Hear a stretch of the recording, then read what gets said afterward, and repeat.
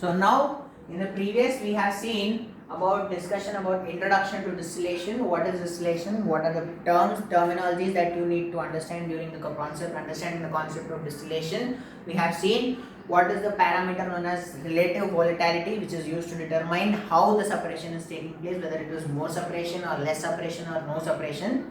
We have seen. So now here during the process, now we will be discussing about vapor liquid equilibrium. Why we have to discuss about vapor liquid equilibrium in your distillation concept is because in your distillation after the process you have vapor liquid mixture, right? Vapor liquid is separated, and inside you have, inside this tower you will have vapor liquid mixture during the process. During the process you will have vapor liquid mixture.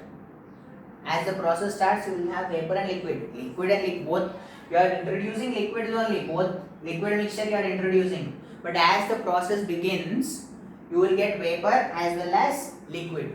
You will have a vapor as well as liquid. So to understand the equilibrium between those two, we will have to understand the concept of vapor liquid equilibrium. So to understand the vapor liquid equilibrium, we have to consider a feed mixture. Consider a feed mixture of binary system A and feed mixture or liquid mixture which consists of two components, say A and B, where A is more volatile component and B is less volatile component. So to understand the vapor liquid equilibrium, we have to develop a plot, or you have to draw a diagram for constant pressure equilibrium and constant temperature equilibrium. So to understand the concept of vapor liquid equilibrium, you have to plot the graphs for constant pressure equilibrium, that is T versus x comma y and P versus x comma y, where x comma y are the compositions or mole fractions of more volatile component in liquid phase and in vapor phase. More volatile component compositions in liquid state and vapor phase are respectively x and y.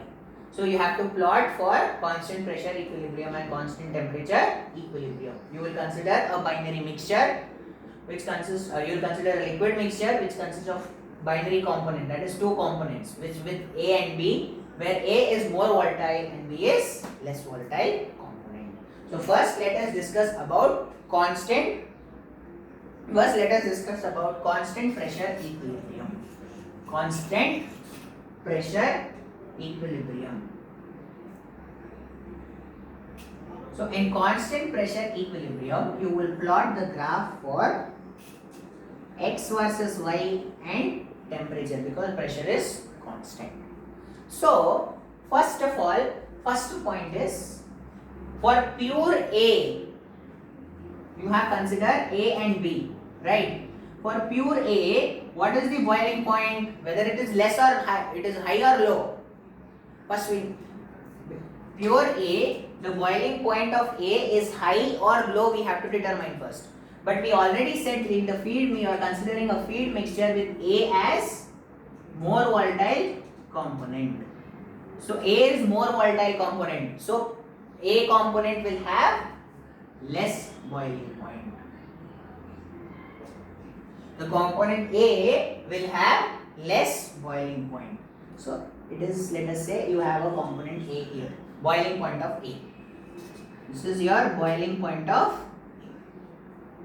And B will have high boiling point because it is less volatile component.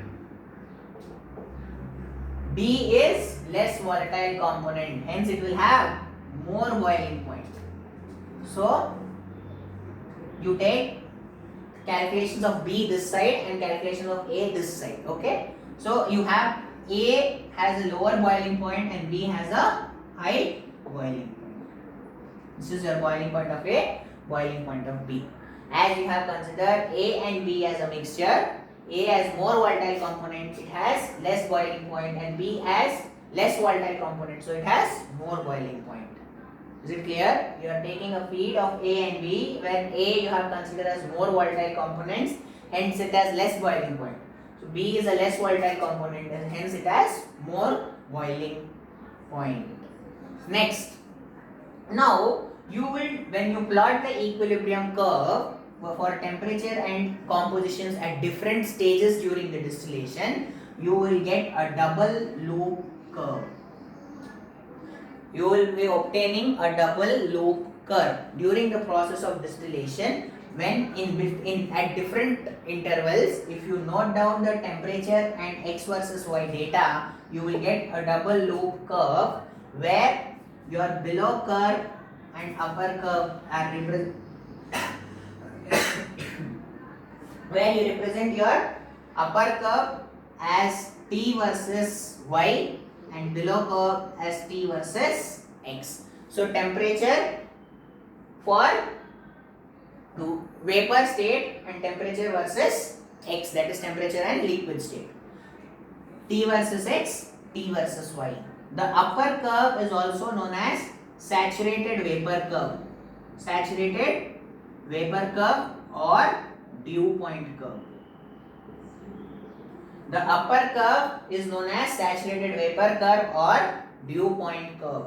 The lower curve is known as saturated liquid curve or also known as bubble point curve.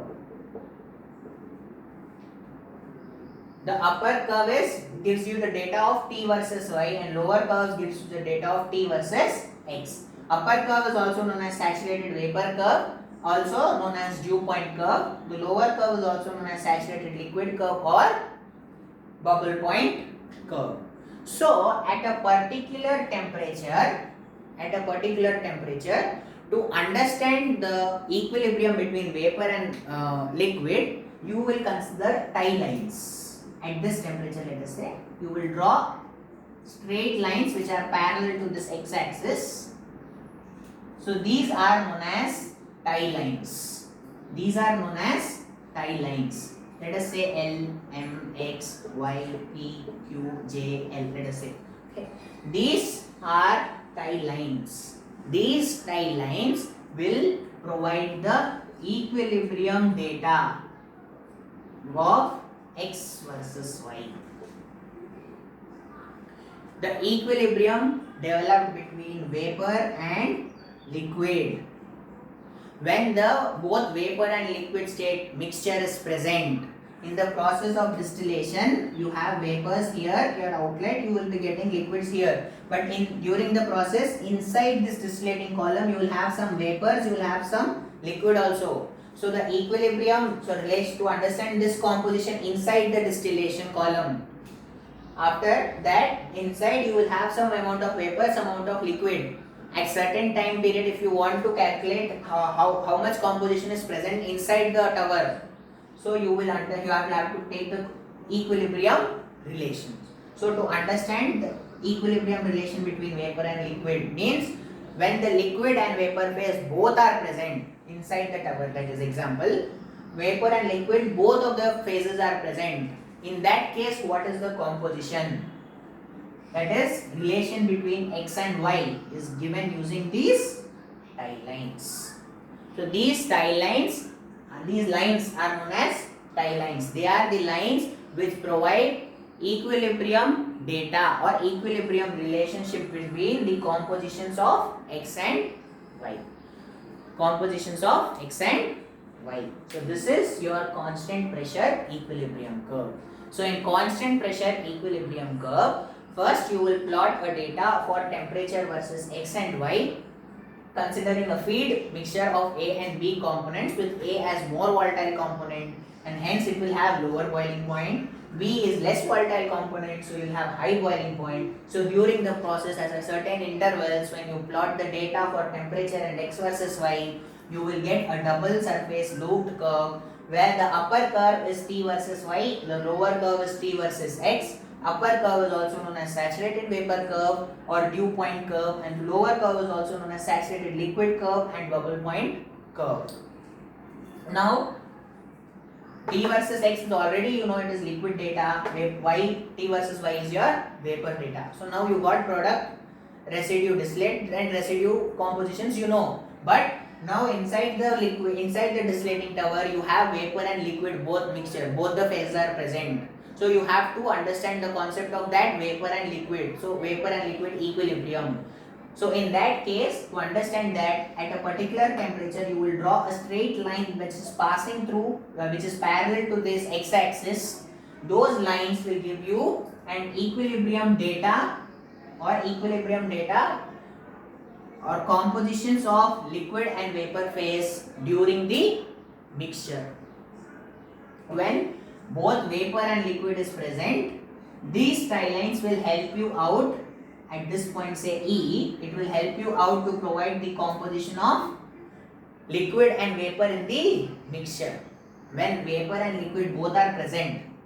So in that case, when in that mixture, how much is vapor and how much is liquid, to understand that relation, you use these tie lines. So these tie lines are help to determine the compositions of X and Y when both vapor and liquid phase are present.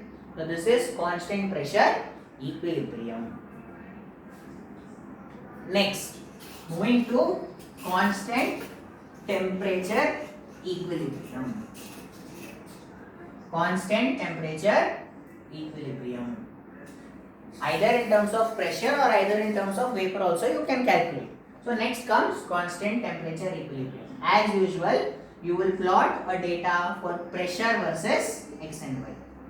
Pressure versus X and Y. You again get a double loop surface curve, but first, before that, you will plot P versus X and Y. Here also you will consider the same feed mixture of A and B, where A is more volatile component. So what does more volatile component means? It has low boiling point. And what is more volatile component definition? It has less boiling point and high vapor pressure. So vapor pressure of A is high. So you are plotting for pressure, no? Low boiling point or high vapor pressure is defined as more volatile component. Yes or no? So high vapor pressure. So A, in A direction you will have high vapor pressure. And B is less volatile component. That means it has more boiling point and low vapor pressure. Means less volatile component has low vapor pressure. Less volatile component has low vapor pressure. Whereas in the temperature in the T versus XY it was reverse, right? So it is high vapor pressure, low vapor pressure. More volatile, less volatile. Again, now when you plot the data at different intervals during the distillation process, again you get a double surface looped curve. Double surface loop curve as in the previous, but here the below will represent T versus Y, upper will represent T versus X. T versus Y, T versus X. Here the lower curve is also known as again same saturated vapor curve or dew point curve. This is your saturated liquid curve or bubble point curve. The difference is in that when you plot for T versus XY, you will get saturated liquid curve or T versus X data below. Here you will get at the top. This is P versus XY, sorry. P versus X and P versus Y, sorry. So P versus Y in the below curve, upper curve represents P versus X. P versus Y is saturated vapor curve or dew point curve, or this upper curve P versus X is saturated liquid curve or bubble point curve. As in the previous one, here also you will consider tie lines, that is lines parallel to the x-axis. Lines parallel to the x-axis. These tie lines will provide you the composition of X and Y when vapor and liquid both the phases are present. When this vapor and liquid is in equilibrium, inside the tower you have vapor and liquid. So when these both the mixture is, when the mixture of vapor and liquid is present, how much amount of liquid and how much amount of vapor, that is x and y, how much x and how much y is there, you will come to know with the help of these tie lines. So these tie lines are used to represent the compositions of vapor and liquid phase during the vapor liquid mixture or vapor liquid equilibrium. So this is how you develop the vapor liquid equilibrium compositions. So again, constant temperature equilibrium is nothing but pressure versus x and y data you will plot. Again, you will consider a feed mixture which has a binary mixture of component A and B, with A has more volatile component. So A is more volatile component which has low boiling point and high vapor pressure. So high vapor pressure is A. B is less volatile component, that means it has high boiling point but low vapor pressure. Low vapor pressure. So here again you get a double surface looped curve at regular intervals when you plot the data for pressure and xy. Again you get a double surface looped curve where the lower curve will represent the data of P versus y, upper curve will represent the data of P versus x. And the below curve is also known as saturated vapor curve or dew point curve. The upper curve is also known as saturated liquid curve or bubble point curve. And these are the straight lines which are parallel to x-axis, which are known as tie lines, which are used to know the compositions of x and y during the vapor and liquid exhibiting in mixture state. That means these tie lines are used to determine the compositions of vapor and liquid when vapor and liquid mixture is present. When the mixture is present, you can determine using these tie lines the composition of x and composition of y. When it is in purely vapor state, the below curve will help you to determine the composition of vapor, and upper curve will help you to determine the composition in liquid. Lower curve will help you to determine the composition in vapor state. When it is in pure vapor or pure liquid. If it is pure vapor state, from the lower curve you can determine the value of y. If it is in pure liquid state, from the upper curve you can determine the value of x. But when you have both vapor and liquid mixture present, in that state you will have to consider these tie lines which are parallel to x-axis, which will help you to determine the composition of x and y in the vapor liquid mixture state. So this is what is the concept of vapor liquid equilibrium. So now in the problems he will ask you to develop the vapor liquid equilibrium plot. That means either he might give you to draw P versus xy or T versus xy according to the problems. Coming to problem discussion, he might give you the data of P versus x and y and T versus x and y to draw. So after drawing that, he will ask you to develop the equilibrium plot, that is x versus y. P versus xy or T versus xy you will plot according to the given data, and then he will ask you to also draw the equilibrium curve, that is x versus y. So now we will see how to draw x versus y from this P versus xy curve. So when you draw a P versus xy curve, let us say P versus xy curve you draw. So you get a double surface looped curve in this form, right? So now you have to plot, using this you will plot for x versus y. X versus y. So for this plotting, you will first consider a reference line which passes, you will consider a reference line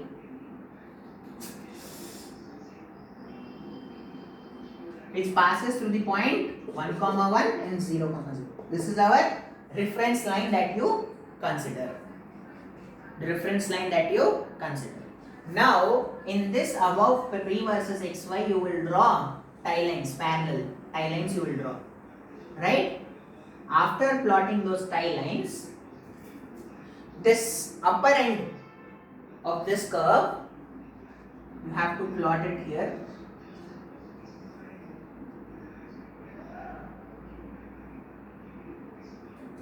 And this lower end curve, you plot on this again.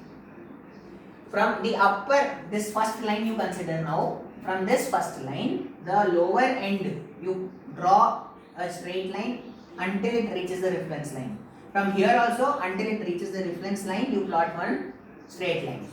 Now from this point, that is from the lower point curve line, draw a line which is parallel to this x-axis. Draw a line which is parallel to x-axis. It will cut this line at certain point. That is your first point. So first you will draw tile lines. You will consider one of the tile line now. Now from both the ends of this tile line, you will draw straight lines on this reference line. Okay. On this reference line, you will draw two straight lines which from both the ends of the tile line. Now from this lower end one, from the lower end of the tile line which you are intersecting on this reference line, you will draw a straight line which is parallel to x-axis. It will intersect this other end line at certain point. That is your first point. In the same way, consider the second tile line. From both the ends, draw straight lines on the reference line. From the lower end curve, whatever line that you get from there, again draw a straight line which is parallel to x-axis. Again it will cut at a certain point. That is your point number 2. In the same way for the third line. So if you keep on drawing, when you join from this 0, 0 to this, you get a equilibrium curve. So this is how you get your equilibrium. It is like this. You will get it beautifully when you draw. So this is how you have to develop the x and y data from P versus xy.